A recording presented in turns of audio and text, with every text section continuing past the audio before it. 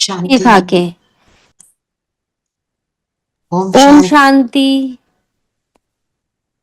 ओम शांति दीदी। Om Shanti. 1 minute silence में बैठते हैं और फिर सेशन शुरू करते हैं।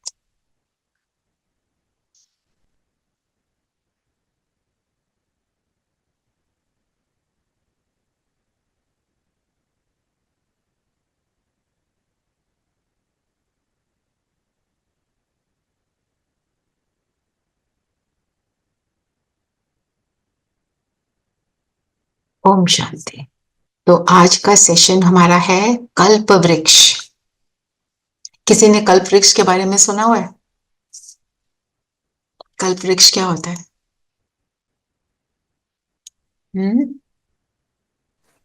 From the air. सुना है दीदी। 30% intuitively looks very low. उसके नीचे बैठकर हाँ जी, उसके नीचे बैठकर कुछ भी सोचे या मांगे वो पूरा हो जाता है। वो पूरा हो जाता है, बिल्कुल एग्जैक्टली। इसी को कल्प वृक्ष बोलते हैं, है ना? तो सोचो कि दुनिया में कोई ऐसा पेड़ हो जिसके नीचे बैठ के जो मांगे वो मिल जाए। ऐसे पेड़ के लिए तो वर्ल्ड वॉर ना हो जाए।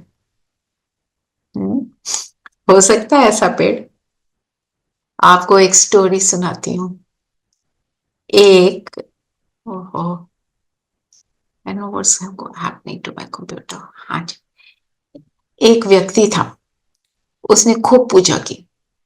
हाँ, तो जब उसने पूजा की तो परमात्मा ने उसको बोला तेरे को 3 वरदान देता हूं, जो मांगेगा मिलेगा।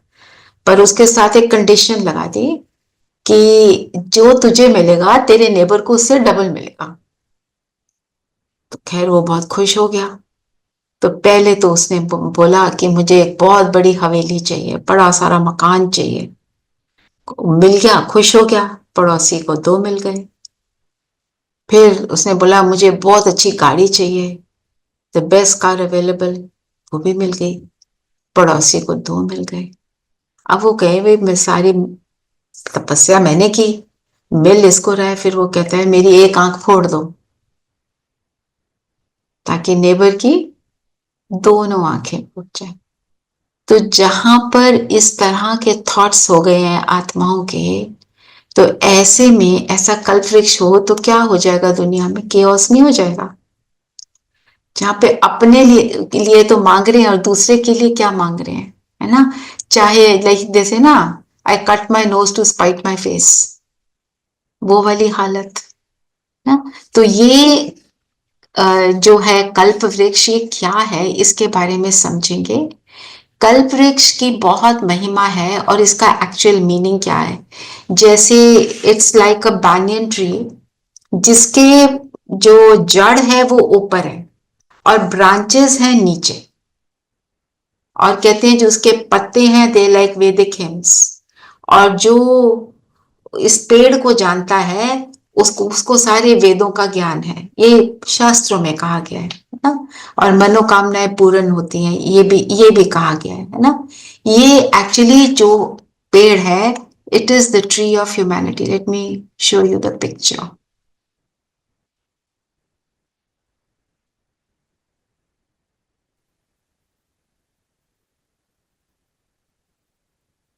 सबको क्लियरली दिख रहा है ना?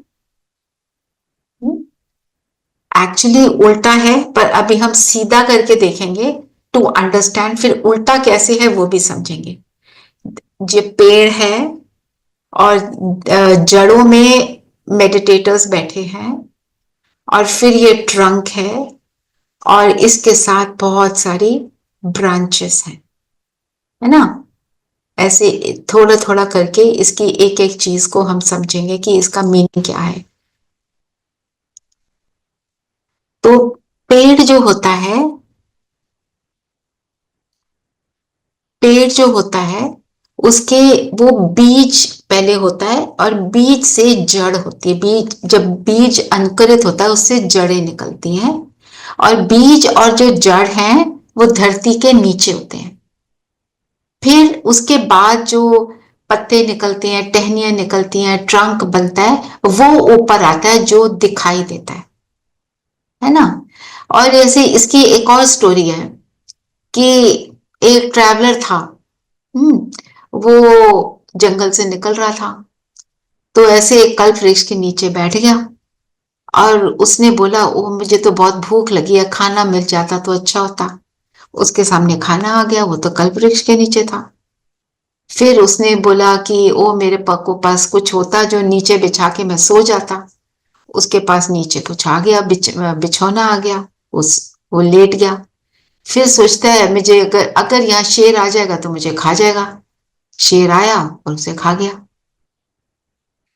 पॉइंट बीइंग, हम सब में नेगेटिव थॉट्स इतनी क्विकली आ जाते हैं, तो ऐसा पेड़ हो तो क्या होगा, मुसीबत पड़ जाएगी। उसने क्या किया, खुद के लिए मुसीबत बुलाई। क्या सोचा, नेगेटिव अपने लिए। तो ये हम सबके इंटरनल स्टेट है। तो अब इस कल्प वृक्ष को समझते हैं कि इसका मीनिंग क्या है ना। बीज और रूट जो है कहाँ है, दिखते नहीं। जड़ जो है वो जो जड़ है वो उससे कनेक्टेड है, बीज से कनेक्टेड है ना। और धरती के नीचे होते हैं रूट्स, मतलब गुप्त हैं, दिखते नहीं, पर सारा काम रूट कर रहा होता है। और अगर हम देखें तो हम देखते हैं, हम भगवान को कैसे जाना हमने, ही is a point of light. अब वो पॉइंट ऑफ लाइट, वो बीज, उस बीज के साथ कनेक्टेड डायरेक्टली कौन है, जो मेडिटेट करते हैं, जो योग करते हैं और उससे डायरेक्ट कनेक्शन में आ गए, वो आत्माएं, वो बच्चे परमात्मा के बीज, वो जड़ हो गए। जड़ जो है directly connected to the seed, तो सीड बाबा, रूट हम। और रूट क्या है, incognito, can not be seen ना। और जितना रूट मजबूत होता है उतना पेड़ स्ट्रांग होगा। तो जितना पावरफुल कनेक्शन मेरा उस बीज के साथ है, उतना पावरफुल वो पेड़ की क्रिएशन होगी, है ना। तो संगम युग है इस पेड़ का समय, जिसमें अगर हम अपने थॉट्स के ऊपर ध्यान देते हैं, तो जैसे हम थॉट्स करते हैं वैसे हम हमारी अपनी फ्यूचर का निर्माण करते हैं। हमने जैसे देखा कि जो हमने कल किया उसके कारण मेरा आज है, तो आज मैं जो करती हूँ उससे मैं एक बहुत ब्यूटीफुल फ्यूचर बनाती हूँ। बाकी समय जो इतने भी युग निकलते हैं उसमें हम जो करते हैं हमारे को एक जन्म में उसका फल मिलता है, पर अभी जो हम परमात्मा के साथ जुड़कर जो करते हैं वो कर्म इतना श्रेष्ठ होता है कि अनेक जन्मों तक उसका मुझे फल मिलता रहता है ना। पर इसमें क्या है, इसमें अपने अटेंशन देना है अपने थॉट्स के ऊपर। हमने हमेशा अपने एक्शंस के और बोल के ऊपर तो ध्यान दिया, पर थॉट्स को नहीं देखा। हमारे थॉट्स कब हेवायर चले जाते हैं हमें पता भी नहीं चलता। और ये जो है, तो हम देख, God is the seed of humanity, है ना। बीज तो परफेक्ट है, वो सर्वशक्तिवान है, वो गुणों का, शक्तियों का सागर है। और जैसे जैसे मैं जितना उससे जुड़ती जाती हूँ, मैं भी उसकी तरह मास्टर सर्वशक्तिवान, मास्टर गुणों का सागर बन जाती हूँ, है ना। तो उसको सारा ज्ञान है, उसको इस पेड़ का, it is the tree of humanity, humanity के बिगनिंग, मिडिल और एंड का सारा ज्ञान है। तो जो उस परमात्मा को ज्ञान है वो ज्ञान हम सब आत्माओं को भी मिल जाता है ना? परमात्मा सीड है चेत, पर जो दूसरे सीड होते हैं वो कैसे होते हैं, they are not alive, they can not think. पर परमात्मा जो सीड है वो क्या है, he is a conscient energy, चैतन्य है ना, इसलिए उसे सब मालूम है। तो जब रूट्स क्रिएट होते हैं, रूट्स जैसे सीड को बोया तो उसमें से रूट्स निकले, मतलब उसके अंकुरित होने का, उसके फूटने का, उसके ग्रो करने का सीजन होता है। हम सीड को कब डालते हैं? जब उस सीड के फूटने का, उस ग्रो करने का सीजन होता है। गर्मियों में क्या डालना है, सर्दियों में क्या डालना है, वो अलग अलग चीजें हैं ना। ऐसे ही अभी इस सीड के फूटने का, इमर्ज होने का सीजन है ये संगम युग। तो जैसे जैसे हम जुड़ते जाते हैं परमात्मा के साथ, हम एक सुंदर सुंदर थॉट्स के साथ एक सुंदर दुनिया की क्रिएशन कर रहे होते हैं, है ना। तो थॉट्स बहुत इंपॉर्टेंट, थॉट्स के ऊपर सारा कुछ डिपेंडेंट है। तो रूट्स जो है सारी पावर किससे लेते हैं? बीज से लेते हैं, एंड फिर सारे ट्री को प्रोवाइड करते हैं। हम पानी हमेशा किसको देते हैं? जो नीचे रूट्स हैं। हम एक एक पत्ते को अलग पानी नहीं देते, रूट्स को मिलता है, तो रूट से सारा कुछ पूरे पेड़ को मिल जाता है। तो हम कहाँ बैठे हैं? रूट्स में। तो हम जैसे थॉट्स क्रिएट करेंगे, वो सारे थॉट्स पूरे यूनिवर्स में जाते हैं और सबको इम्पैक्ट करते हैं, उनको न्यूट्रिशन कर देते हैं या फिर न्यूट्रिशन का ऑपोजिट करते हैं। ये हमें देखना कि मेरे थॉट्स न्यूट्रिशन दे रहे हैं कि क्या कर रहे हैं, है ना। और रूट सभी फाउंडेशन है पूरे पेड़ का, आधार है ना। तो जब परमात्मा स्वयं अवतरित होते हैं धरती पर, आत्मा परमात्मा से कनेक्ट हो जाती है, तो अपने आप को रिजुविनेट कर लेती है और फिर सीड से सारी पावर ले लेती है, और सीड से सारी पावर लेकर पूरे वृक्ष को प्रोवाइड करती है। और जो हम आत्माएं ऐसे परमात्मा से जुड़ते हैं, हम जुड़कर पूरी सृष्टि को रिजुविनेट करते हैं। Underline rejuvenate. कोई नई सृष्टि, नया नया सब कुछ नहीं आता। वही सृष्टि जो फिर जो बिल्कुल ऐसे हो जाती है, खराब हो जाती है, नेचर के पांचों एलिमेंट्स खराब हो जाते हैं, वो रिजुविनेट होते हैं। कौन सी शक्ति से? संकल्पों की, थॉट्स की पावर से, है ना। और फिर जैसे ही हम रूट्स की बात करते हैं, रूट के साथ डायरेक्ट कनेक्शन होता है ट्रंक का, है ना।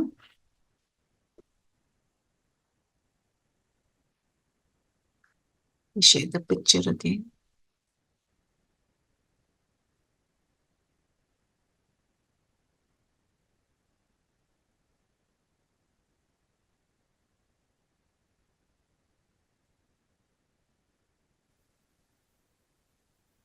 You can see the picture ना। अब इस पिक्चर में हमें क्या दिख रहा है?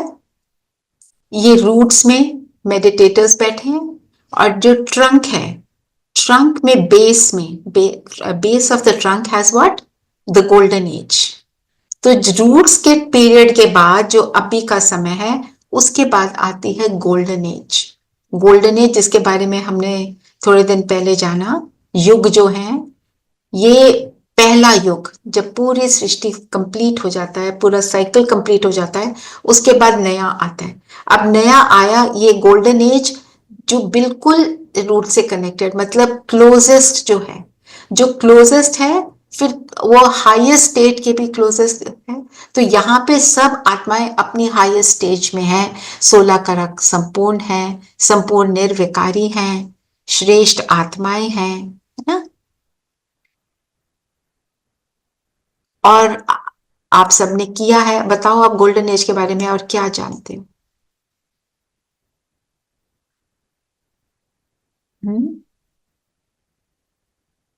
अभी किया ना हमने। वैसे भी हम जानते हैं गोल्डन एज को, तो बताएं क्या क्या जानते हैं। गोल्डन एज में सब सबके लिए अच्छा सोचते हैं, सच बोलते हैं, और बिल्कुल पाप नहीं होता है, सिर्फ पुण्य पाप होता है। पाप नहीं होता है, 100% प्योर होते हैं गोल्ड की तरह। नो और इम्प्योरिटीज। No impurities. और वहां पे सब में यूनिटी होती है। एक धर्म, एक राज, एक भाषा, एक मर्यादा और एक के ही हाथ में पूरी राज सत्ता होती है। वहां के जो राजा होते हैं वो, उनको वजीर की जरूरत नहीं होती, क्योंकि वो खुद इतने भरपूर with all kinds of virtues हैं कि उन्हें किसी की जरूरत नहीं किसी से राय लेने की कि आप एडवाइस करो। कोई एडवाइजर नहीं होते वहां। धर्म सत्ता, विज्ञान सत्ता और राज सत्ता तीनों इकट्ठे काम करते हैं। आज की दुनिया में क्या है, राज सत्ता अलग, धर्म की अलग, साइंस की अलग। तो सब में हमेशा मतभेद रहता है, तो लड़ाई झगड़ा होता है। और यहाँ पे, क्योंकि यहाँ पे भी और सिल्वर एज में भी, एक्चुअली दोनों में ही हम भरपूर हैं। दोनों में we are having a great time. Health, wealth, happiness, दुख नहीं, डॉक्टर नहीं, कोर्ट कचहरी नहीं, पुलिस नहीं, परफेक्ट है। और इसका छोटा सा एग्जाम्पल आज की दुनिया में पता है कौन से कंट्री में? कोस्टारिका। कोस्टारिका में देयर इज नो आर्मी। छोटा सा देश है और वहां पे मैंने सुना है, मैं गई तो नहीं हूं, कि वहां के जो बर्ड्स वगैरह भी है ना, वो ह्यूमन बीइंग से डरते नहीं है। वहां पे थोड़ा जैसे एक झलक, यू कैन से, सत्युग जैसा तो नहीं पर झलक तो है ना, जहां पे आर्मी नहीं है। हाँ, बड़ी बात है आज की दुनिया में। फिर जब वृद्धि होती है तो क्या होता है, यहाँ पे, यहां से हम आ जाते हैं कहाँ, कॉपर एज में। आप देखो सिल्वर एज तक इस पेड़ में कोई ब्रांचेस नहीं है, है ना। ब्रांचेस शुरू होते हैं कॉपर एज में। एक ब्रांच इधर निकली और एक ब्रांच इधर निकली। और यहाँ पे हम क्या देख रहे हैं, कॉपर एज में पूजा पाठ शुरू हो गया, जैसे हमने पहले भी देखा। और यहाँ पे पहले आते हैं कॉपर एज में इब्राहिम, जो इस्लाम धर्म स्थापन करते हैं। He came 2500 years back. मतलब जैसे ही द्वापर शुरू होता है and we start experiencing our first pain, तो ये धर्म पिता आते हैं, अब्राहम आते हैं। और उसके बाद 2250 years बैक आते हैं बुद्धा।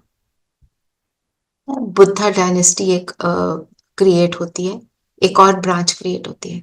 और ये ब्रांच भी जो है, इसमें आप देखो इन ब्रांचेस की, जो धर्मों की ब्रांच है, इसमें भी golden, silver, copper, iron age दिखाया है। गोल्डन दोनों में दिखाया, हर धर्म में दिखाया। मीनिंग कि अब के टाइम में, जो अब का टाइम है जहां पे मेडिटेटर्स बैठे हैं, ये आयरन एज तक पहुंचे हुए हैं सारे धर्म। तभी लड़ाई झगड़े हैं, है ना। और क्रिश्चियन डायनेस्टी भी यहाँ पे शुरू होती है, एस्टैब्लिश्ड बाय जीसस क्राइस्ट, जो बोलते हैं 2000 years बैक ना। यहाँ पे भी फिर वृद्धि होती है। फिर कितने डिविजन्स हो गए क्रिश्चियन धर्म के, इस्लाम धर्म के, बुद्धिज्म के भी, है ना। फिर शंकराचार्य आते हैं, 15 years पहले आए थे, और वो स्थापन करते हैं संन्यास धर्म। तो संन्यास धर्म में उन्होंने क्या बताया कि जो लोग थे ना उस समय के, वो अपनी जो hold on their property and things, they didn't want to leave and give it to their children. वो कहते थे 60 साल की एज में तुम छोड़ो, वानप्रस्थी बनो। ये तो हम सुनते हैं 60 years के बाद वानप्रस्थी, मतलब दुनियादारी को छोड़ो और अपना मन भगवान में लगाओ, ना। तो जहां पे जिस चीज की जरूरत थी, धर्म पिताओं ने वही सिखाया। यहाँ पे इस चीज की जरूरत थी, और बुद्धा ने क्या दिए, प्रिंसिपल्स। तो प्रिंसिपल्स दिए क्योंकि उस टाइम के जो लोग थे, उनके अंदर कोई प्रिंसिपल्स नहीं थे। उन्होंने 8-fold पाथ एक बताया, अपने जीवन को कैसे बिताना है ना। और सारे धर्म जब आए, ये देखो पूजा पाठ भी दिखाया ना उसमें, ट्रंक में शुरू हो जाता है। यहाँ पे शिवलिंग बनाया है, शिव की पूजा करते हैं। इसको मैं उसमें ग्रुप में डाल दूंगी। मैं बोलती हूँ, मैं डालती नहीं ना, प्लीज मुझे रिमाइंडर दे दिया करो। I always forget to put it. इसको आप आराम से ध्यान से बैठकर देखना, है ना। तो यहीं पर सोमनाथ का मंदिर भी बनता है, सोमनाथ जिसके ऊपर कितनी बार अटैक हुआ, 17 टाइम्स। तो सारा वेल्थ वो ले जा पाया महमूद गजनवी, इतना सुंदर, इतना उसको सजाया था, है ना। और यहाँ पे मूर्ति पूजा भी शुरू हो जाती है, 5 तत्वों की पूजा एंड में शुरू हो जाती है ना। और जो इब्राहिम ने सिखाया कि अनेकता थी और वहां पे लोगों में बिल्कुल यूनिटी नहीं थी, तो उन्होंने बोला भगवान एक है, उसमें ध्यान लगाओ। मोजेस भी आए इस टाइम पे, उन्होंने जुडाइज्म का बहुत इंपॉर्टेंट प्रॉफिट था, उन्होंने 10 कमांडमेंट्स दिए जिसको तोरा बोलते हैं, ओल्ड टेस्टमेंट ऐसे बोलते हैं ना। और महात्मा बुद्ध का क्या था, धम्पदा था ना उनके, जो उनकी टीचिंग्स है उस पर, उनका सारा कुछ क्या था, अहिंसा और कर्म पर बेस थी। उन्होंने बोला था कर्म धर्म है, दया धर्म है, अहिंसा धर्म है। और क्राइस्ट का तो हमें पता ही है, बाइबल है ना, बाइबल को क्या बोला, न्यू टेस्टमेंट। शंकराचार्य तो वानप्रस्थ सन्यासी बनना सिखाया। फिर मोहम्मद पैगंबर आए, है ना, उन्होंने भी अपने नियम दिए। उन्होंने बोला अल्लाह नूर है, अल्लाह लाइट है, मूर्ति पूजा से हटाया सबको, और उन्होंने बोला भगवान निराकार है।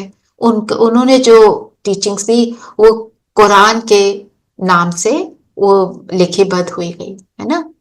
तो धर्म जब नया होता है तो वो गोल्डन एज से पास करता है, और जैसे जैसे पुराना होता है सिल्वर कॉपर, और वो भी अपनी आयरन एज में आकर पहुंचता है। जब आयरन एज में आता है वो धर्म की बिल्कुल, जो जिसको कहते हैं ना, उसमें शक्ति नहीं रहती, क्योंकि जो टीचिंग सिखाई वो डाइल्यूट हो जाती है, उसमें मन मत मिक्स हो जाती है, अपने हिसाब से उस चीज के मीनिंग को सोचना शुरू कर देते हैं, है ना।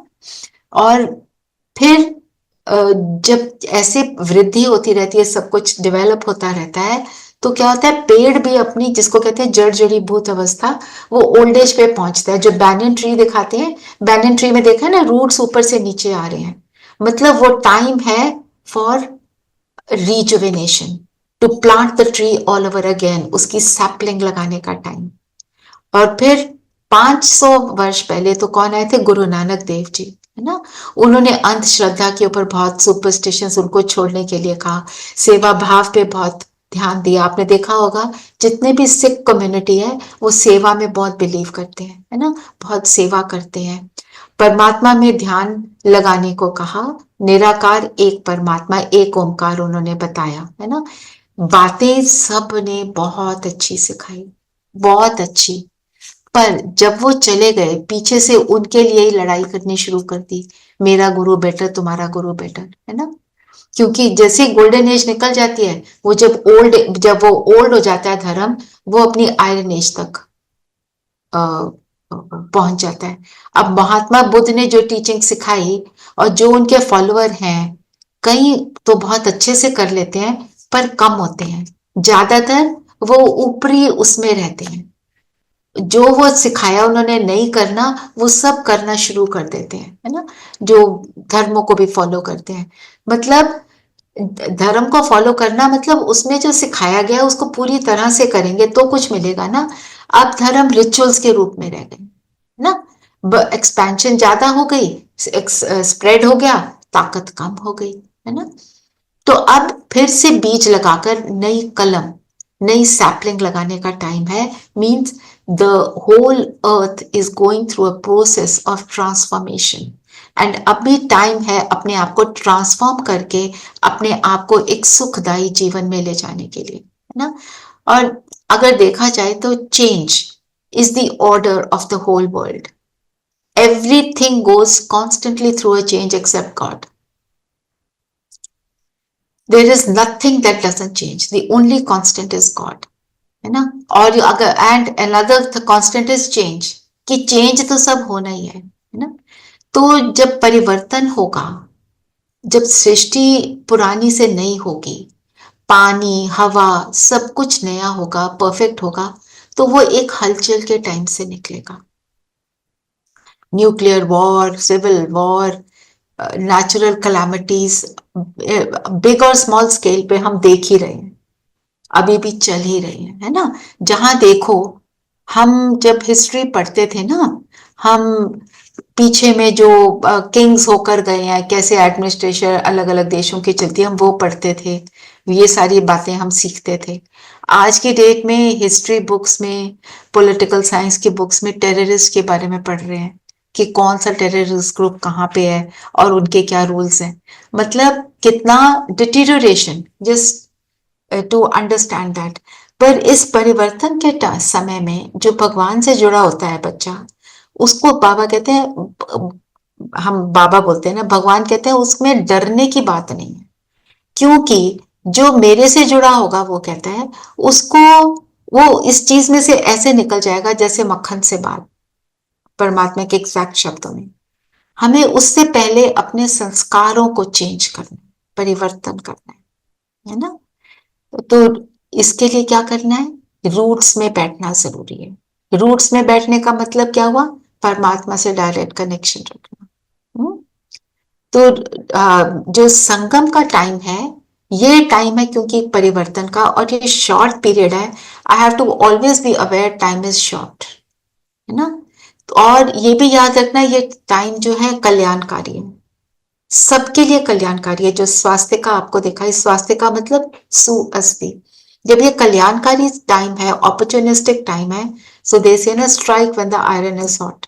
सो this is the right time to strike and this is the right time to transform my self.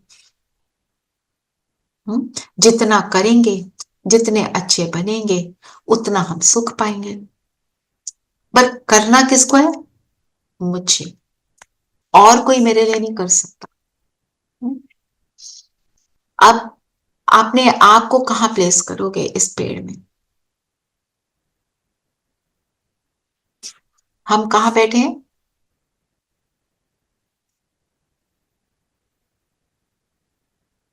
हम आत्माएं कहाँ हैं,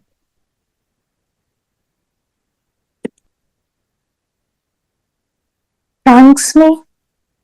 हम ट्रंक में तो बात अभी तो सॉरी, अभी तो हम आयरन एज की उसमें शाखाओं में। नहीं नहीं, अब हम शाखाओं में नहीं है, शाखाओं में तो थे ना, पत्तियों में बैठे हुए हैं।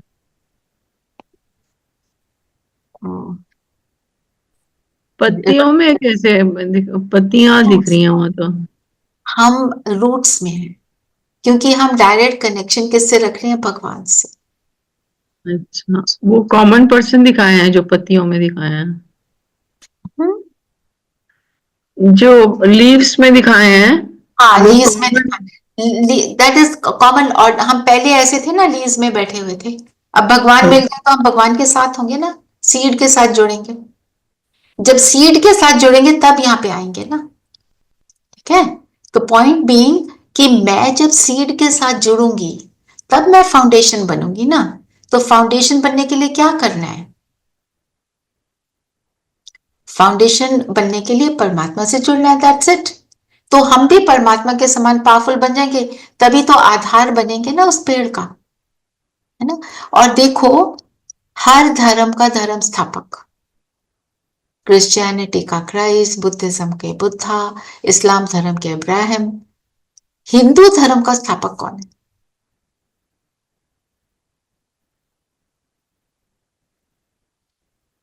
हम्म? शिव होंगे।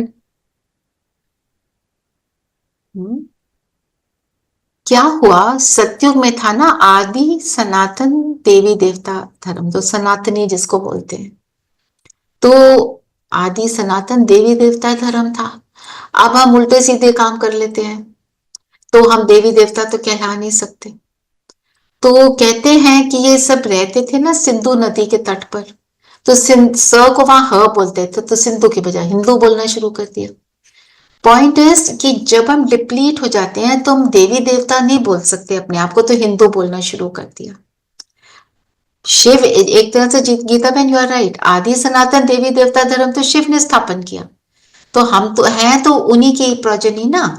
तो मतलब हिंदू मीनिंग जो आदि सनातन के हैं, पर वो भूल गए कि वो ही वो देवी देवता धर्म के। हिंदू संस्कृति क्या है, वर्च्यूज में जीना, वर्च्यूज के साथ काम करना, और जो वर्च्यूज के साथ काम करता है, जब काम करते हैं हम वर्च्यूज के साथ, हम तब परमात्मा को भी याद नहीं करते। सतयुग त्रेता में कोई भगवान को याद नहीं करता, क्योंकि खुद ही परमात्मा के समान वर्चुअस हैं। जब हम विकारी बनते हैं तब परमात्मा को याद करते हैं, क्योंकि विकार हमारे को दुख देते हैं। विकार जिनको मैं यूज करती हूँ, अगर मैं यूज करती हूँ तो हमने अगर रूट्स में बैठना है तो हमारी जिम्मेवारी है। हमारी क्या जिम्मेवारी है कि हम अपने आप को चेंज करके दूसरों को भी चेंज करें, दोबारा से अपने देवत्व को, मीन्स अपने वर्चुअस सेल्फ को इमर्ज करें, अपने आप के ऊपर अटेंशन दें। जितना हम खुद पर अटेंशन देंगे उतना हम वैसे बनेंगे, है ना। तो अटेंशन और सेल्फ इज वेरी इंपॉर्टेंट। तो जब जैसे कोई प्ले होता है, कोई ड्रामा चलता है, स्टेज पे चल रहा है, थिएटर है, तो उसमें क्या होता है, अलग अलग एक्टर्स अलग अलग टाइम पर आ रहे होते हैं, ठीक है। हीरो एक्टर शुरू से एंड तक रहता है। और क्या होता है, एंड जब बिल्कुल फाइनल हो जाता है, क्लाइमैक्स भी हो जाता है, उसके बाद सारे एक्टर स्टेज पे आके क्या करते हैं, सारी ऑडियंस को बाव करते हैं और बोलते हैं कि हम सारे यहाँ के एक्टर्स हैं। ऐसे ही ये जो सृष्टि रंगमंच है, स्टेज है, वर्ल्ड स्टेज, इसमें हम सब एक्टर्स। तो जो आत्माएं जितना जल्दी आती हैं उतना सुख के समय में आती हैं। जैसे सतयुग में जो आएगी वो सबसे ज्यादा सुख भोगेगी। जितना हम अपने आप को अच्छा बनाएंगे उतना जल्दी आएंगे, और फिर जितना लेट आएंगे उतना कम समय के लिए आएंगे। पर एंड में जो बिल्कुल लास्ट टाइम आ जाएगा तो सारी आत्माएं परम धाम से नीचे आ जाएंगी। Just like all the actors come on stage in a play or in a skit or in whatever you see on stage, तो वे वर्ल्ड स्टेज पर सभी आत्माएं धीरे धीरे सब आत्माएं नीचे आएंगी। कलयुग के अंत तक पॉपुलेशन इंक्रीज होती जाएगी, कोई कुछ भी करता रहे, पॉपुलेशन फिर भी इंक्रीज होती चली जा रही है। और इस ह्यूज ट्री ऑफ ह्यूमैनिटी का एक एक पत्ता जब निकल आएगा, एक एक पत्ता मीनिंग एक एक आत्मा जब आ जाएगी धरती पर, है ना, तो फिर वो होगा लास्ट का टाइम। फिर उसके बाद दोबारा रिजुवेनेट होके धरती पूरी तरह से नई बनेगी। अब हमारे को ये याद रखना है, मैं फाउंडेशन में हूं, मैं पूरे ट्री का आधार हूं, तो मेरे थॉट्स कैसे होने चाहिए, ना। एक साथ सब नीचे नहीं आते, पर एंड में सब एक साथ हो जाते हैं। सब आत्माएं उस एक की संतान है, पर हमें ज्ञान मिला, हमें पता चला हमारे को ये करना है, औरों को भी बताना है, हम सुखी हो गए, हमें औरों को ये सुख देना है। फाउंडेशन में रहना तो मेरा ये काम है। और अगर मैं फाउंडेशन में हूं, अगर कोई रूट कहीं से सड़ जाता है तो बड़ी मुश्किल होती है ना, उस रूट को काट के फेंकते हैं। तो मेरे को ये देखना है कि मैं एक हेल्दी रूट बना रहा हूं, मतलब मेरे अंदर के थॉट्स सदा हेल्दी रहें। Unhealthy thoughts, waste thoughts, negative thoughts, उनसे मैं फ्री हो जाऊं ना। और मुझे इस वर्ल्ड स्टेज पर अपने रोल को देखना है, मैं अपना रोल कैसे प्ले करती हूँ, है ना।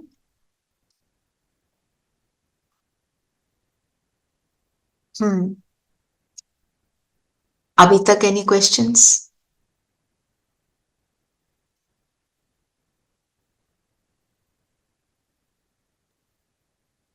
दीदी, ये आत्माओं का नंबर क्यों बढ़ता जाता है? मतलब हमने कहा गोल्डन एज में 9 लाख थे, फिर हम बढ़ते ही चले गए, तो क्यों बढ़ता जाता है? और ये कहाँ से आती हैं और आत्माएं? ये आत्माएं कौन आती हैं जनरेट करता है? देखो, हम जो धरती है वो स्टेज है, इस पे हम अपना रोल प्ले करते हैं। जब फाइनली पूरा साइकिल, जो पूरा कल्प का साइकिल है, आप उसको 5000 बोलो, लाख साल बोलो, कोई जो भी बोलो, एंड में जब साइकिल कंप्लीट होता है तो सारी आत्माएं कहाँ, जहां से आई हैं वहां वापस जाती हैं। कहां से आए हैं? सब परम धाम से आए हैं। आपको परम धाम का पिक्चर दिखाया था ना, वहां पे सोल वर्ल्ड में सब सोल्स रहते हैं। और जब मेरा पार्ट शुरू होता है तब मैं ऊपर से नीचे आती हूँ, अपने रोल को प्ले करती हूँ, और मैं तब तक वापस नहीं जाती जब तक साइकिल खत्म नहीं हो जाता। तो जितनी श्रेष्ठ आत्मा होगी उतनी जल्दी वो आएगी, और गोल्डन एज के लायक होनी चाहिए। अगर गोल्डन एज के लायक नहीं होगी तो गोल्डन एज को वो कलयुग बना देगी, लड़ाई झगड़ा करेगी, उल्टी सीधे काम करेगी। यहाँ पे कोई टेंशन नहीं, कोई एंग्जाइटी नहीं, कोई कोर्ट नहीं, कचहरी नहीं, डॉक्टर नहीं। तो यहाँ पे आत्माएं सब उस हिसाब से होनी चाहिए ना।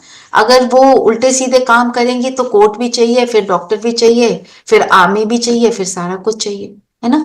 यहाँ पे परफेक्शन, 16 कला संपूर्ण जिसको बोला, तो तो वही इसमें हाँ गंदी वाली आत्मा परम धाम में ज्यादा लंबे समय तक रहती हैं? हाँ जी। गंदी वाली आत्माएं हाँ परम धाम गंदी में ज्यादा मतलब लंबे हाँ समय कम, रहती हैं? हाँ हम गंदा किसी को नहीं बोलेंगे, माना जो कम एनर्जी वाली आत्माएं हैं वो परम धाम में ज्यादा समय रहती हैं।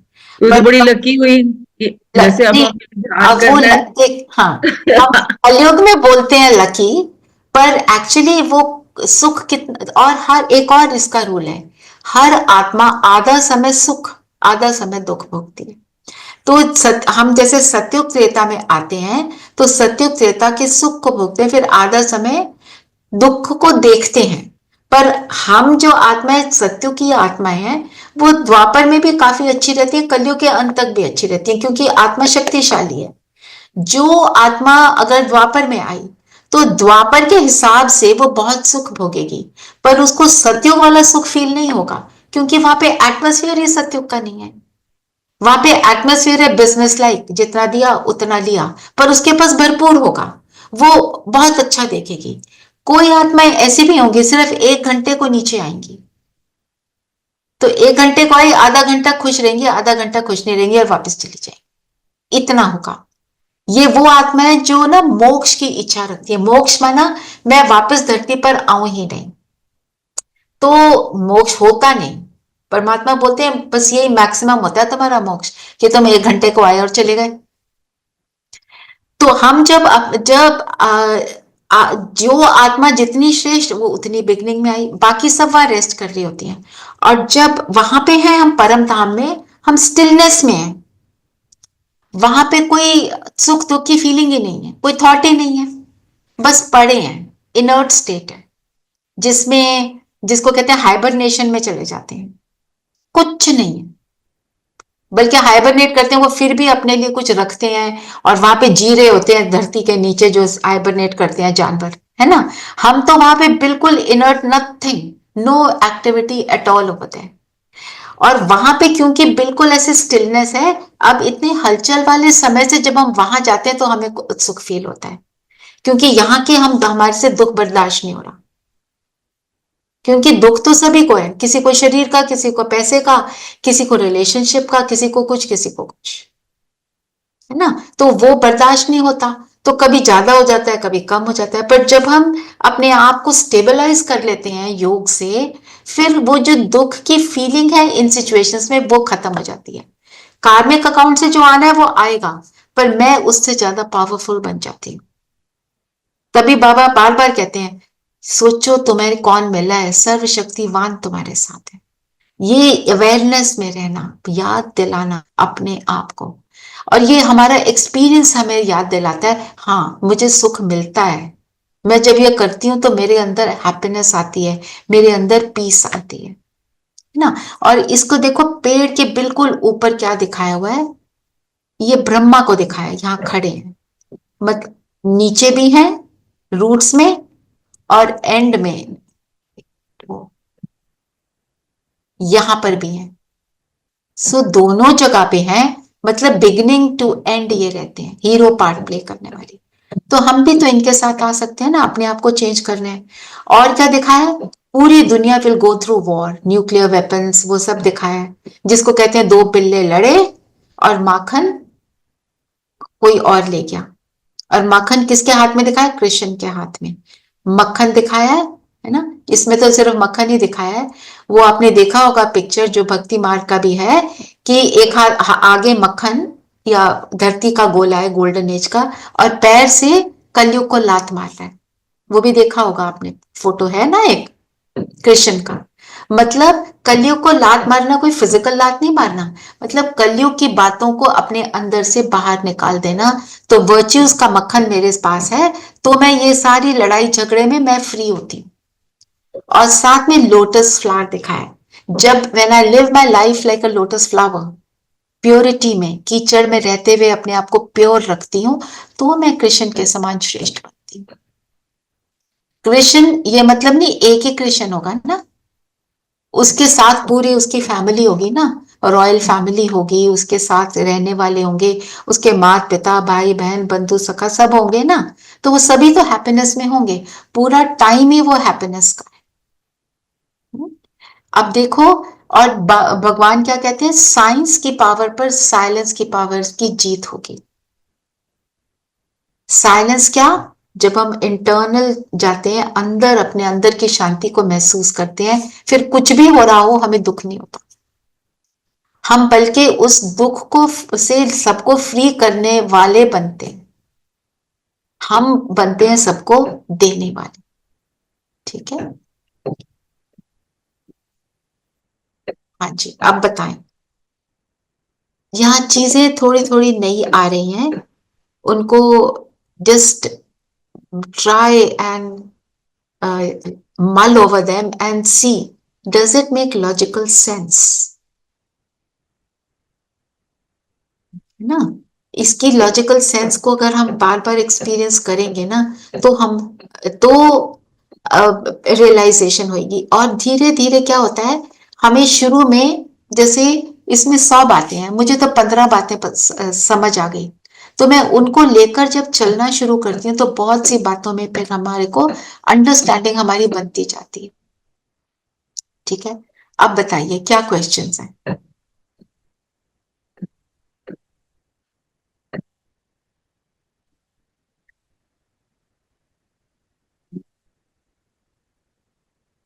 गुम हो गए थॉट्स में कि क्या बोल रहे हैं ये, ऐसे तो नहीं लग रहा है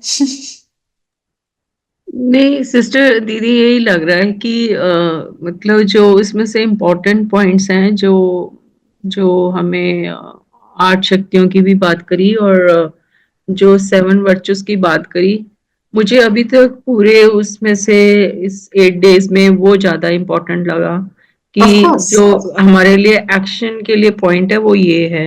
यस, बाकी जो कई जो बैकग्राउंड में चीजें या जो भी और भी आपने बताई, वो मुझे काफी थ्योरेटिकल या जिन प्रैक्टिसेस में हम रहे हैं उसमें वो थोड़ी कॉन्ट्राडिक्टरी या फ्यूजन नहीं दिखा मुझे। वो मुझे लगा कि जैसे कई बारी बीच में बातचीत हुई कि भी I can ignore it. So more yes, important is to change like mind, get connected and work on the positive affirmations and उस चीज को ही पकड़ना है उसमें से, बिल्कुल, और वही एक एक्शन भी है जो हमें करना है। बाकी अगर कुछ एक डेफिनेशंस जो क्लिक नहीं कर रही हैं तो वो उस पे दैट्स ओके, ज्यादा अपने को कॉन्ट्राडिक्शन में आ हाँ, रही हैं या नहीं। परेशान नहीं करना उसमें। देखो, हाँ। एक बात और, जैसे हमने अब कर्मों के बारे में जाना, ठीक है, हम्म। हम एटलीस्ट मैंने तो ज्ञान से पहले यही सोचा था, मैं कुछ उल्टा बोलती थोड़ी हूँ, मैं कुछ करती थोड़ी हूँ, मुझे तो यहाँ के पता चला हमारी सोच भी कर्म है।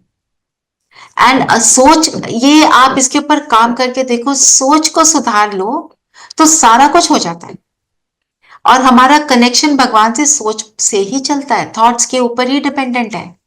Without positive elevated thoughts I cannot get connected to the divine, I cannot connect to divine and से देखो मेरे साथ उन्होंने इतना खराब किया, आप उनके साथ खराब करो, तो वो क्या बोलेगा, और जो तुमने किया वो, हमें तो पता ही नहीं कई चीजों का हमने जो किया, अनजाने में भी किया, कई चीजों का रिग्रेट भी हो सकता है। ऐसे ही एक सिस्टर है, थोड़ा अच्छी एलिवेटेड है, वो भी कुछ ज्ञान व्यान सुनाती हैं, वो कहती हैं कि मैं कनेक्ट होती हूँ परमात्मा से, मैं बातें करती हूँ। उन्होंने बोला कि मैंने एक दिन जाके भगवान को बोला, मेरे इन लॉज ने मुझे बहुत तंग किया, आप इन्हें कभी मत माफ करना। कहती मेरे को तो आंसर यही मिला, और तुमने जो सबको परेशान किया अपने अलग अलग हरकतों से, तो मैं फिर तुम्हें भी माफ ना करूं। पॉइंट इज, हमने दूसरे को ठीक करने के लिए उसको माफ ना करना, हमने दूसरे को नहीं अपने को देखना, बस। I work only on myself, and as we work on a self, जो मुझे क्यों क्या के क्वेश्चन आते हैं ना, ऐसे कैसे हो गया, ये क्यों हुआ, मेरे साथ क्यों हुआ, इन लेसन्स को पढ़ के वो आंसर मुझे मिलते हैं। जैसे आपको बताया था, एक व्यक्ति, उसकी आंखों में बहुत प्रॉब्लम, रिग्रेस किया तो क्या पता चला, उसकी ड्यूटी थी लोगों की आंखों में आयरन की सलाखें डालना जो गलत काम करते थे। तो पर उसकी तो वो ड्यूटी थी, पर वो करते हुए वो एंजॉय करता था, उनके दुख को एंजॉय करता था, तो उसको ये तकलीफ हुई। तो क्या है, क्या हमने समझा, इंटेंशन मेरी अच्छी रहे, इंटेंशन हमेशा अच्छी रहे। उसने मेरे साथ बुरा किया, इसके साथ होगा तो पता चलेगा, देखना मैं तो वेट, लोग क्या कहते हैं, मैं वेट कर रहा हूं इनके साथ हो तब देखता हूं। ये सारी बातों से ऊपर उठना, ये क्या है, आत्मा की शक्ति को कम करती है। Just leave it. जो बाइबल में भी लिखा है, vengeance is mine I shall repay. You don't have to worry about all this, you worry about yourself. बस मुझे यही बात अच्छी लगती है, खुद को देखो। हम दूसरे को बदलने चलते हैं, आप सारी जिंदगी लगे रहो, कोई नहीं बदलता, और ना वो हमारी सुनते हैं। हम उनकी पूरी लाइफ हिस्ट्री बना लेते हैं, ऐसे होता होगा ना, फिर पता चलेगा वैसे होगा, फिर पता चले ऐसे क्यों करता है, ये इस चीज को ऐसे क्यों नहीं करता। वो ना मेरी सुन रहा है ना कुछ कर रहा है, why am I getting into it, let me see what I can do. मैं तो सुनू ना अपनी, हम खुद की कहाँ सुनते हैं। हम डिसाइड करते हैं कि आज हम ऊंची आवाज में नहीं बोलेंगे, सपोज मेरी हैबिट है बहुत ऊंचा बोलने की, मैं फिर बोल देती हूँ, तो मैं खुद की तो सुन नहीं रही, वो क्यों मेरी सुनेगा, है ना। एंड एक और इसमें से मोस्ट इंपॉर्टेंट लेसन, कि मैं आत्मा, जैसे ही आपने इस चीज को परफेक्ट कर लिया, औरों को आत्मा देखना शुरू कर दिया, your life will become perfect. आत्मा मीन्स मेरे वर्च्यूज में मैं फुल हूं, मैं खुद को देख रही हूं, दूसरे को भी वैसा देख रही हूं, दूसरे को मैं रिस्पेक्ट दे रही हूं, दूसरे को मैं रिगार्ड दे रही हूं, तो रिलेशनशिप कैसा होगा, ब्यूटीफुल। हम किसी को देखते ही एक बार सोचो, हम क्या क्या सोचते हैं किसी को देखकर। जैसे कोई मेरे सामने आता है, जो मुझे अच्छा लगता है, ये बहुत अच्छा है, ये तो मेरे को बहुत सपोर्ट करता है, मेरे को अंडरस्टैंड करता है, चलो ये तो अच्छा हो गया, तो उसको तो अच्छी एनर्जी मिल गई। दूसरा आया, ये मेरे को जरा पसंद नहीं, पता नहीं क्यों आ जाता है बार बार, ये ऐसा करता है, ये वैसा, मैंने उसको उस नजर से देखा, तो वो मुझे कैसे देखेगा, जब देखो मुझे क्रिटिसाइज करती है। जिस नजर से मैंने देखा उस नजर से वो मुझे देख रहा है। जैसे हम दुनिया में क्या करते हैं, ये मुस्लिम्स है ना, ये ऐसे हैं, उनको टाइटल दिए हुए हैं हमने, किसी को देखा ये मुस्लिम, वो मुझे कैसे देखा, ये Hindu, I don't like him, he doesn't like me, तो क्या होगा, रिलेशनशिप जीरो। देखना उसको आत्मा है बस, फिर वो कैसे बदल जाएगा ये तो गॉड नोस। एक और इसका मैं रियल स्टोरी, हमारी सिस्टर्स की चंडीगढ़ में, जब टेररिज्म था ना चंडीगढ़ का, तो उस टाइम पे रात को टेररिस्ट उनके यहाँ घुस गए, और उन्होंने बोला हम तो मारने आए तुमको। तो ये सिस्टर ने बोला ठीक है मार लेना, पर आप हमारे घर आए हैं, भाई हैं हमारे, आप टोली, टोली हम प्रसाद को बोलते हैं, टोली तो खा के जाइएगा, चाय पी लीजिए, ठंड है। वो बिना घबराए किचन में गई, चाय बनाई, उसने टोली उसमें एक प्लेट में डाली, उनको खिलाया, चाय पिलाई। You imagine, they are standing with AK-47, मारने के लिए खड़ा है, और ये क्या हुआ, उन्होंने टोली भी खा ली। फिर क्या बोला, रात के समय में ये दरवाजा खोल के मत रखो, आपको कोई प्रॉब्लम है हमें बताना, हमारा ये फोन नंबर है, हम आपकी मदद करेंगे। Doesn't it strike like Gautam Buddha का अंगुलीमाल डाकू वाली स्टोरी। क्या करा उन्होंने, आत्मिक स्थिति इतनी पावरफुल थी, उनको देखा ही आत्मा, उनको टेररिस्ट जैसे देखा ही नहीं उन्होंने। टेररिस्ट देखेंगे तो फिर वो तो टेरर क्रिएट करेगा। This is the power of this knowledge, this is what I love. Try it in your relationships, it will work. पर हम सोचे आज तो मैंने किया, और आज तो कोई चेंज आया नहीं। हमने वो नेगेटिव वाला बनाने में कितनी देर लगा दी, कितने साल लगा दिए, उसको कुछ टाइम दो। और फिर मेरी स्थिति भी, हम कई बार सोचते हैं मैं आत्मा, ये आत्मा, पर वो फीलिंग में नहीं आते। वो फीलिंग को इम्प्रूव करते जाना, अपने आप को इम्प्रूव करते जाना, तो सामने वाला भी चेंज होता है, क्योंकि हम सब की लाइफ्स में कोई ना कोई ऐसा होता ही है जो मेरी लाइफ में डिस्टर्बेंस क्रिएट करता है। वो कोई भी हो सकता है। It can be a neighbour, it can be somebody at place of work, anywhere.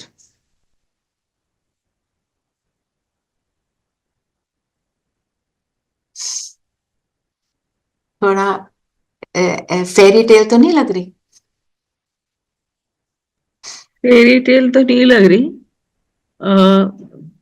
I follow Buddhism also, तो वहां पे क्या होता है कि जैसे काफी कॉमन फिलोसफी के पॉइंट्स काफी कॉमन ही है, थॉट प्रोसेस पे उसमें भी बहुत इम्पोर्टेंस दी गई है। ट्रूथ इज द सेम ना? हाँ जी। और टर्निंग पॉइजन इनटू मेडिसिन, उनके कॉन्सेप्ट जैसे इस तरह से हैं, winter always turns into spring, like मतलब हमेशा दुख नहीं रहता, सुख आता है। और कोई भी चीज जो चैलेंज आया उसमें से नेगेटिव देखने की जगह कि इसमें ऐसा पॉजिटिव क्या है कि जो मेरी लाइफ में ट्रांसफॉर्मेशन आएगा, उस एस्पेक्ट पे ज्यादा फोकस करो। और जो तुम्हारे ऑर्बिट में जो तुम्हें तकलीफ दे रहा है उसके लिए, उसकी भी हैप्पीनेस के लिए प्रेयर करो, क्योंकि वो भी आपकी जिंदगी में कुछ चेंज करने के लिए आपकी जिंदगी में आया है, क्योंकि वो कोइंसिडेंस तो नहीं है। Yes, I agreed. हाँ, See, तो all these उसमें things क्या are same. concept है, But तो और हाँ जी, जस्ट वन, तो उसमें क्या होता है कि based on then prayer and all that, उसमें भी वो कहते हैं कि अपनी स्ट्रैटेजी नहीं अप्लाई करनी है कि मैं अगर ऐसा करूंगा तो फिर ये ऐसे हो जाएगा, फिर ऐसे होगा। बट उसको हम मिस्टिक लॉ बोलते हैं, लोटस सूत्रा बोलते हैं, जो कि कॉज एंड इफेक्ट की थ्योरी बेस्ड ही मंत्र है। तो उसमें फिर उसके बेसिस पे आप प्रेयर भी करते हो कि मान लो कि आपकी लाइफ में रिलेशन में प्रॉब्लम है या फाइनेंस या हेल्थ, फिर जो भी आपके एक्सपीरियंसेस आते हैं, जो पॉजिटिव ट्रांसफॉर्मेशंस होते हैं, वो फिर क्योंकि कम्युनिटी संघा प्रैक्टिस है, तो उसमें एक्चुअल प्रूफ, जो आपका एक्सपीरियंस बोलते हैं उसको एक्चुअल प्रूफ कि आपने एक पर्टिकुलर फिलोसफी को फॉलो किया और आपकी लाइफ में चेंज भी आया। ये नहीं कि आप फॉलो करते जा रहे हो सालों साल लेकिन जहां थे वहीं के वहीं खड़े हो। तो जो आपकी लाइफ में चेंज आया तो फिर वो आप शेयर करते हो ग्रुप्स में, ताकि बाकी लोग भी इनकरेज हों और उसे लर्न करके और अपना वो बनाए रखे, not to be defeated spirit में रहे कि ये तो कुछ होता नहीं है इससे, तो वो वाली स्पिरिट में, क्योंकि दूसरे के एक्सपीरियंस से फर्क पड़ता है।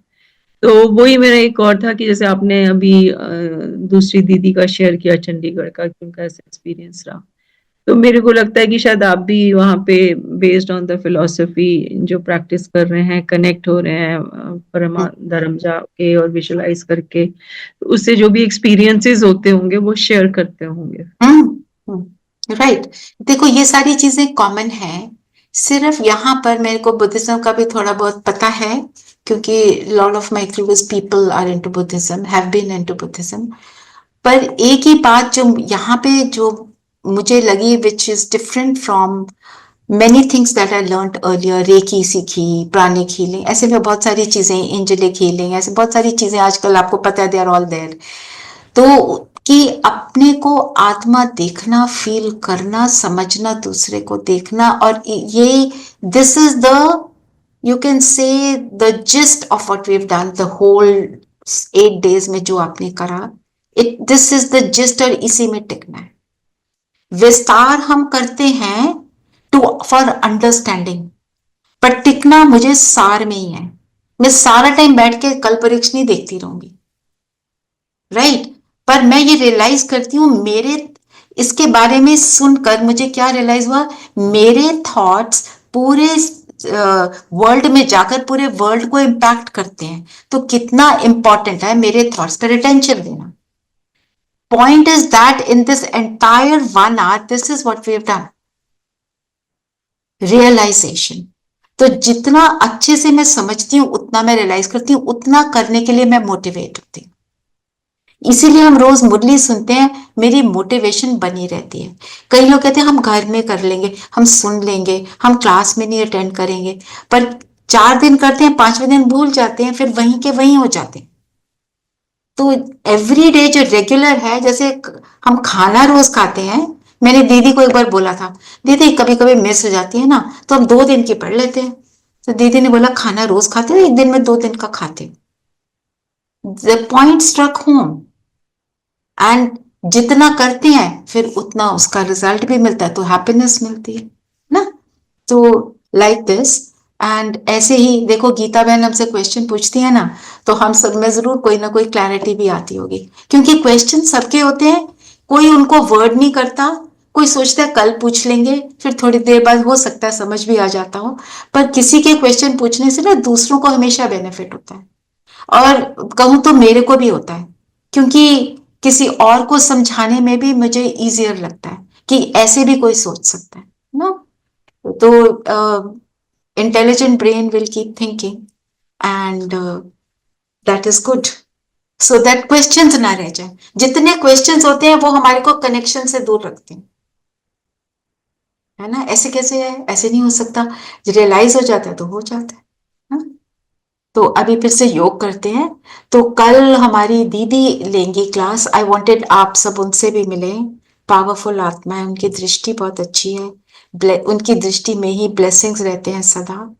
तो वो करेंगे हमारी यज्ञ की हिस्ट्री, हम इसको यज्ञ बोलते हैं। यज्ञ क्यों करते हैं, यज्ञ में आग होती है, आहुति डालते हैं, तो हम तो अपनी सारी आहुति डालते हैं गंदगी की, अपने अंदर के गंदे थॉट्स की, नेगेटिव एनर्जीज की। तो यज्ञ हिस्ट्री मतलब कहाँ से शुरू हुआ, कैसे कहाँ से आए, ये ब्रह्मा बाबा कहाँ से आए, वो कौन थे, फिर कौन आया, फिर 1936 से कैसे कैसे डेवलपमेंट हुई। वो हिस्ट्री की क्लास हमेशा दीदी को ही हम देते हैं, क्योंकि उनका एक्सपीरियंस है इस हिस्ट्री में, और वो सरेंडर्ड सिस्टर हैं। तो एक तरह से वो ब्लेसिंग्स की ही क्लास रहेगी, इसलिए मेरे को लगा वो लें तो अच्छा है, आप सबको ब्लेसिंग्स मिले। ठीक है, तो कल वो वाली क्लास रहेगी। संडे ऑनवर्ड, संडे को अगर आप क्लास, संडे को आप लोग क्लास कर सकते हैं? मैं तो कर सकती हूँ। भाविका? हाँ दीदी, आई ट्राई। ट्राई संडे जो पक्का बोलोगे तब। क्यों मैं क्यों बोल रही हूँ, क्योंकि पहली वाली दो तीन क्लासेस में तो आपको समझाएंगे वो है क्या, तो अगर आप नहीं आ सकेंगे फिर मैं मंडे को लूंगी, है ना। मंडे को ले लेना सिस्टर, क्योंकि ठीक है, संडे को मेरी कुछ कमिटमेंट भी है। हाँ फैमिली टाइम होता है ना। ठीक है, तो हम मंडे को करेंगे मयूर, ठीक है। ठीक है। क्योंकि फिर मैं आपको बताऊंगी मुरली क्या है, कैसे करते हैं हम, कैसे पढ़ते हैं, क्यों पढ़ते हैं, क्या है उसके बारे में। फिर रोज जस्ट जितना आपके पास टाइम हो, हाफ एन आवर है तो हाफ एन आवर से ही, 15 मिनट है तो 15 मिनट से, जितना भी। उसमें एक दो और हैं जिन्होंने नया नया ज्ञान लिया है, वो भी जुड़ जाएंगे, कि मुरली के मेन पॉइंट्स हम कर लेंगे, फिर धीरे धीरे आप पढ़ना शुरू कर देंगे। आप सब में से हिंदी पढ़ने में किसको दिक्कत है? जो लोग ज्यादा वो नहीं पढ़े होते ना हिंदी, फिर 10th के बाद नहीं पढ़ी होती, उनको दिक्कत आती है ना। पढ़ लेंगे ना हिंदी, भाविका, मयूर? यस। हाँ। गीता बहन तो मुझे लगता है अच्छे से हिंदी आती है ना। तो और मुरली पढ़ पढ़ के हमारी हिंदी और अच्छी हो जाती है ना। तो ठीक है, चलिए योग करें फिर। चलिए, सब कंफर्टेबल होकर बैठे,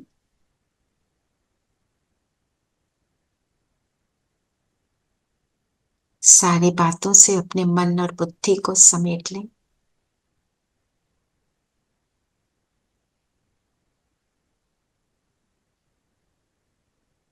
और अपना ध्यान अपने ऊपर फोकस करें। मैं जगमगाता ज्योति बिंदु सितारा हूं,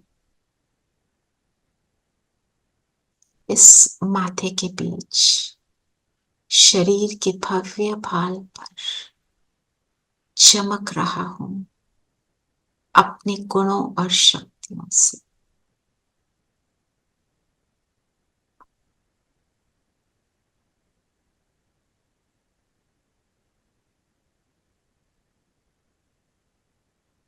सारा फोकस अपने ऊपर, मेरे मन और बुद्धि में एक सितारा ही जगमगा रहा है। बुद्धि इसका चित्र देख रही है और मन इसके बारे में सोच रहा है। मैं अजर अमर अविनाशी सितारा,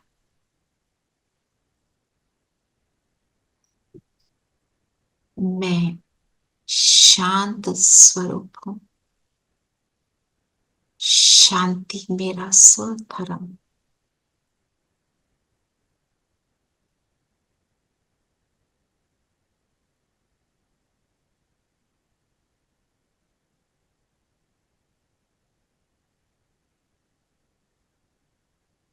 जन्म बाय जन्म मैं अलग अलग शरीर धारण कर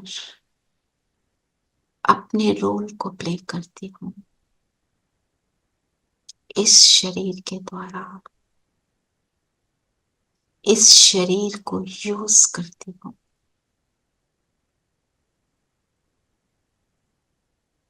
ये शरीर अलग और मैं अलग।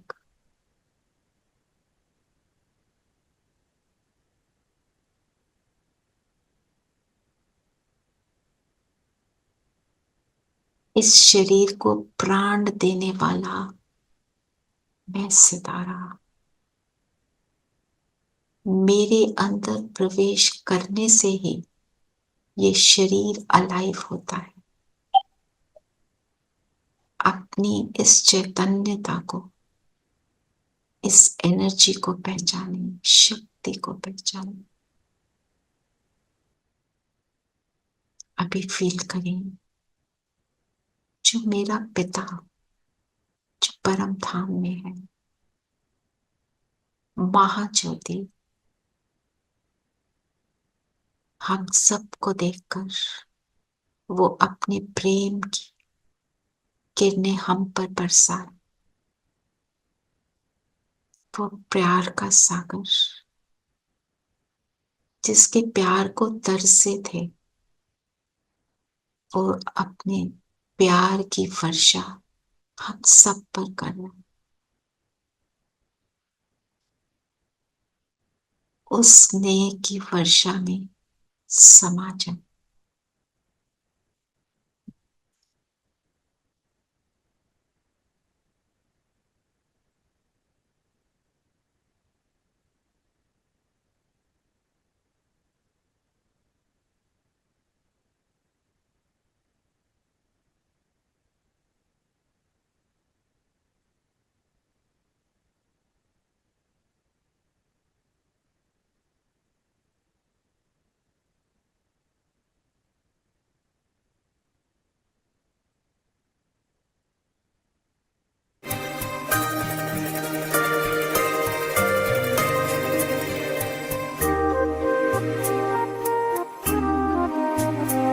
जो प्यार मिला मुझे तुमसे,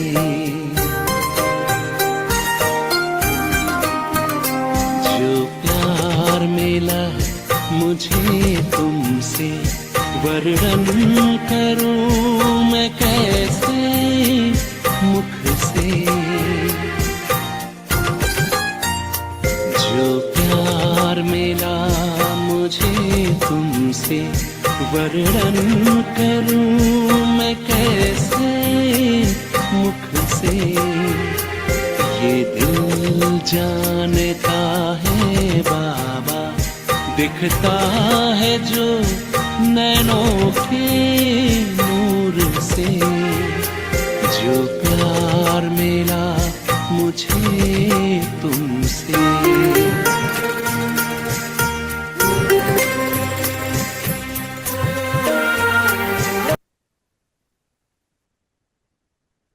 Om Shanti. Om Shanti. Om Shanti. Om Shanti. See you all tomorrow. Yeah.